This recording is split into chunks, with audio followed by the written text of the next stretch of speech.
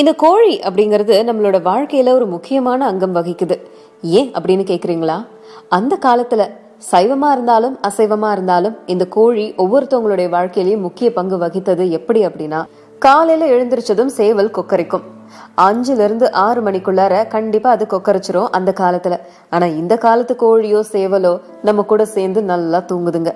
சரி, சைவர்களுக்கு இந்த கோழியோடைய பார்ட் அதோடவே முடிஞ்சிட்டாலும் அசைவ பிரியர்களுக்கு இந்த கோழி வாரத்துல 2 நாளோ இல்ல 3 நாளோ டெஃபினட்டா பிரசன்ட் ஆயிடும். அதுலயும் இந்த முட்டை அப்படின்னு எடுக்க போனா தினமும் நம்மளுடைய வாழ்க்கையில இந்த முட்டையை நம்ம கண்டிப்பா எடுத்துப்போம். அப்படிப்பட்ட முட்டையை பத்தி சுவாரஸ்யமான விஷயங்களை தெரிஞ்சுக்காம இருந்தா நல்லா இருக்குமா?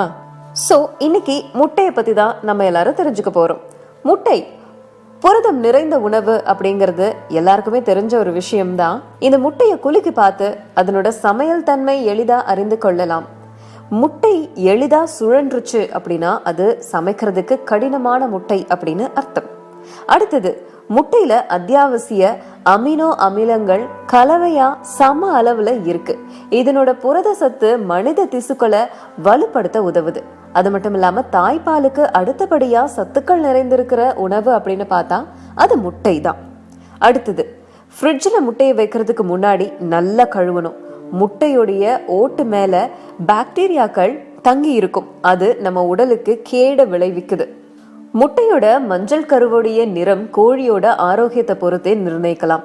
பச்சை காய்கறிகளை உண்ட கோழியோட மஞ்சள் கருவுடைய நிறம் அடர்த்தியா இருக்கும்.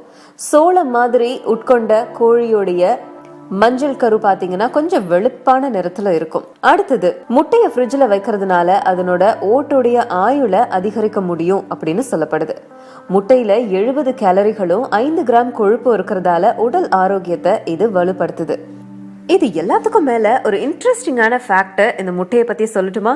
முட்டைக்குள்ளார கோழி குஞ்சு இருக்கு. அந்த கோழி குஞ்சு எதை வச்சு சுவாசிக்குது அப்படின்னு கேட்டா இந்த முட்டை ஓட்டை வச்சு சுவாசிக்குது.